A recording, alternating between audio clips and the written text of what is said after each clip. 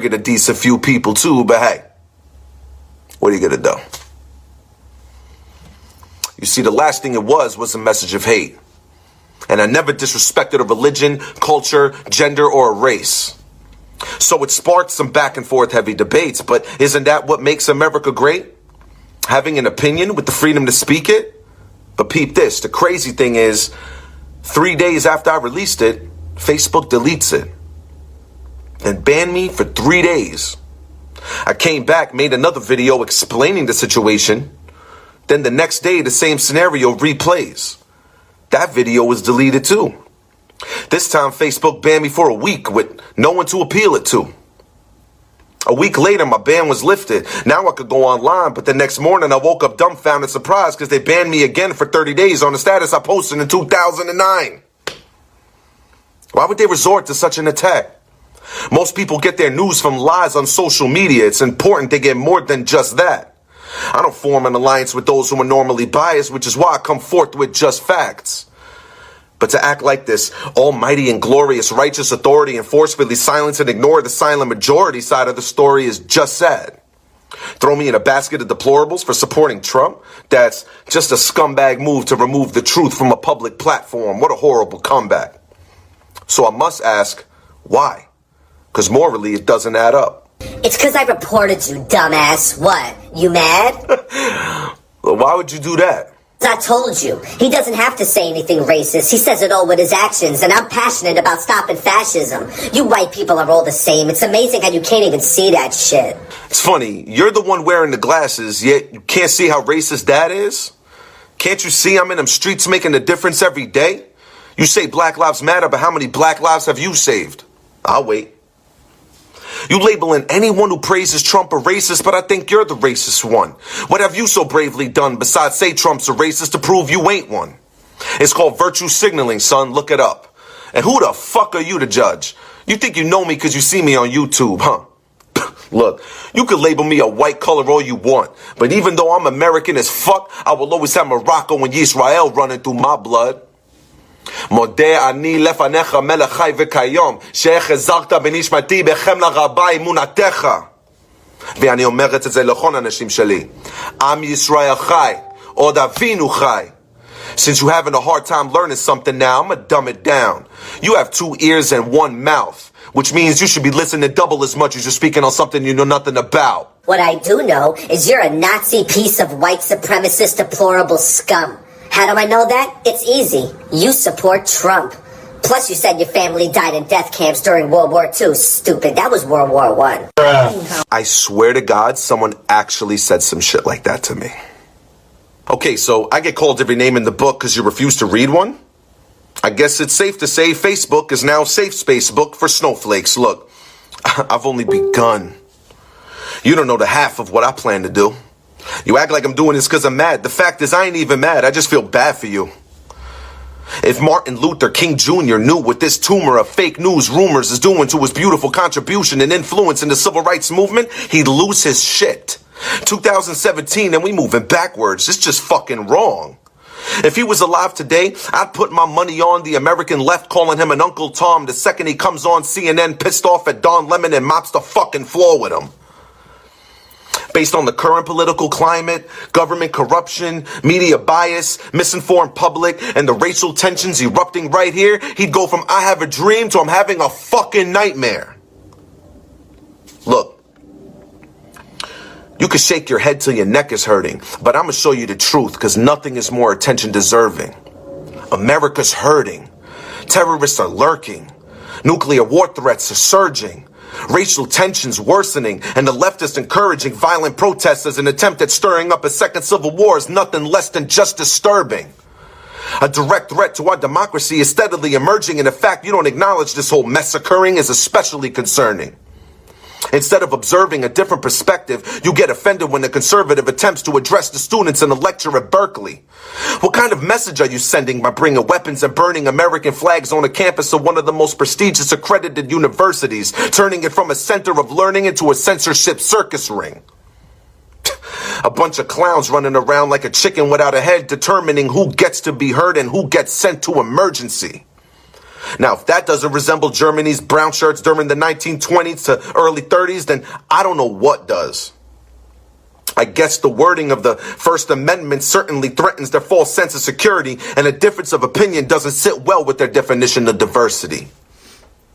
Look, you don't have to be the president's attorney to support his agenda, but we're all part of America's journey.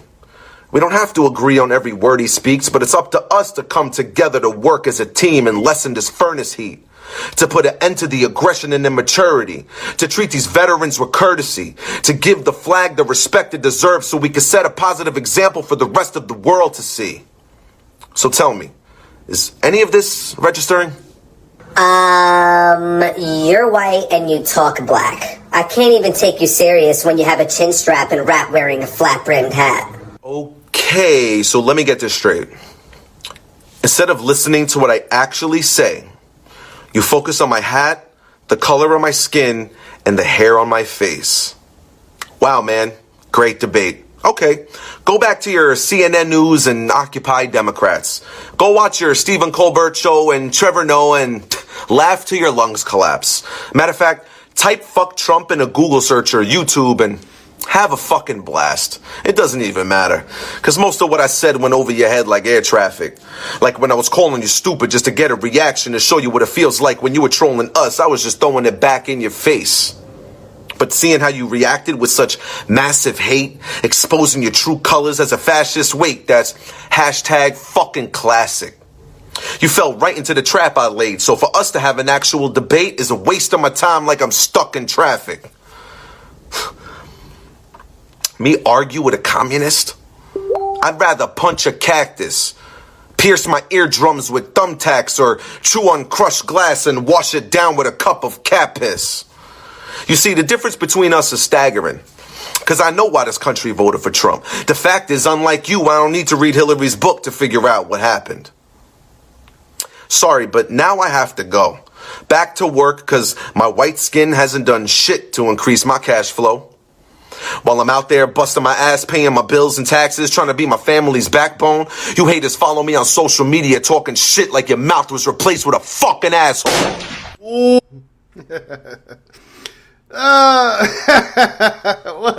What up, Lady Liberty? Yeah, I've never punched a cactus. I'm assuming it would hurt like a son of a bitch, but just saying. Just fucking saying. Yeah, and I have to agree with him though, because a lot of the fucking people out there that should be listening to us that are fucking occupied Democrats that really don't give a fuck what we got to say. They just want to look at the color of our skin, the way we talk, and the way we play. Yeah, their mouth was replaced with an asshole. Their opinion stinks just like everybody else's. You know, but who gives a shit? You know, we know who we are. We love, we live, we play. We try to make people smile every single fucking day. That's the way we should be. Anyway. I did not try to make all that shit rhyme just right there. I'm not even fucking joking. That was just me talking. Anyway. So, this next man we gonna throw up on here, Christopher Titus. What a fucking hoot, man. What a hoot. Yeah, this guy is just, you know, he's really got my attention. Not just because he's coming on the DG radio show, but just in general. Yeah, this guy is just, he's fucking amazing. It's not very often you really find funny comedians like this anymore. I mean, Raul Sanchez, he is funny. I do like him. I do like DC Benny. But, you know, this guy's real. He talks about some real shit, and it's fucking hilarious. And, yeah, oh, fucking good in the hood. All right, so y'all probably heard this one before. It is the participation trophy for all you fucking left side liberals that think you deserve something whenever you complete a mission. Bitch, I didn't get shit to the end. I earned my shit every step of the way, just like a lot of other my brothers and sisters. That's for fucking sure. And a lot of freedom fighters out there, like my sister Hedda Briggs, who will straight up throw it down for you in a heartbeat, tell you the truth because she's got the facts in her fucking hands, so that way you look like a dumbass when you're assuming everything that we do. You know, and you got people like Ron C., a true Southern native. It just straight up tell you, yeah, you're an asshole. This guy's funny as shit, man. Can't wait to get him on here. I really am curious about where he got his motivation and who he looks up to as comedians over the last years. You know, there was some freaking good ones. That's one thing I miss about the 80s and the 90s, though, is, you know, you're welcome, sis. You know, you really got some, you know, we really had some cool-ass comedians in right there. You know, Pauly Shore, he was cool, but he's an asshole. He really is. You know, Red Fox, you know, Samuel Kingston. I mean, there's some good fucking people. Richard Pryor, the old Eddie Murphy. I'm just saying. So, here's one of DG Radio's future guest host, Christopher Titus. When did we start giving out trophies for sucking? Because I would have been a legend. We'd had a 20-foot mantle at our house, man, over the fireplace. There's where I sucked at baseball. There's where I sucked at football. There's where I sucked at soccer. There's where I dominated for 10 years, sucking and speaking English to anyone of the female sex. I'm proud of that one. They had to retire my silver vinyl reflective bomber jacket. Said Corvette right on it. Anybody think it's a good idea to get a trophy for losing? It's not a good idea. That's a communist idea, man. You don't get a trophy for losing. You get pizza and you shut your ass up. That's what you get. That's right, man. Your dad bitches at you on the way to the pizza parlor. You get out, he goes, here's $1, go play those video games. I'm going to hit on this waitress and get drunk because it looks like my kid's not getting a scholarship. Trophies for losing? What the hell happened to us, man? It's time to take America and end this. My daughter played soccer last year. Last year, they were horrible. This year, by the way, just to be clear, out of 160 teams, they came in third. Pretty cool. But last year, they sucked. It was lost 7 out of 10 games. The 3 games they won because when the other team showed up, they didn't have enough players to legally play. But that's a W in America right now. And my kid was the best kid on the team. And I know I sound like I'm being a dad, but at least my kid chased the ball up and down, man. It was a co-ed team, and our goalie the whole game just stood in the goal and did this.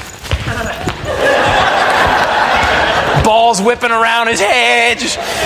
Our right forward would stand where he was supposed to stand, but if the ball went away too long, he would start to drift. And then he'd start watching the game in the other field and picked his nose. I never saw a child love picking his nose. This kid picked his nose like his skull had a clitoris, man.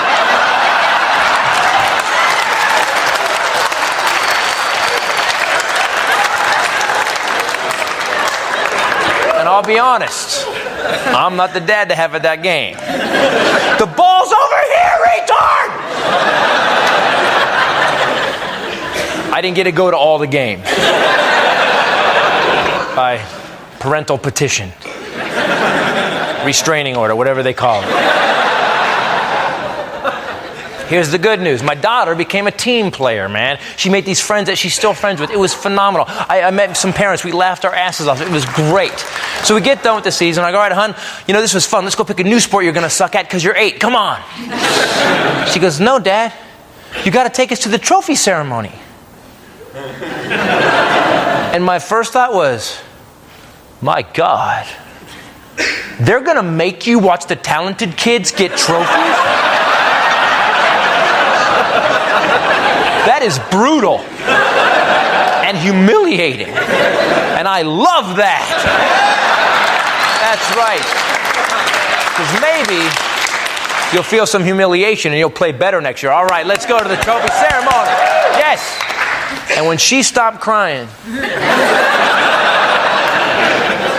she said, no, Dad, we get trophies. And it just came out. I went, for what?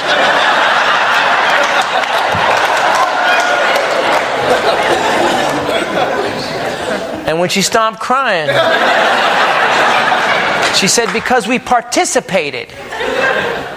Really? Is that where we're at in America now? In 10 years we lost that? Really? Even Americans don't participate? We dominate, man. Russians put a satellite around the moon, we land on it. Take that, bitches.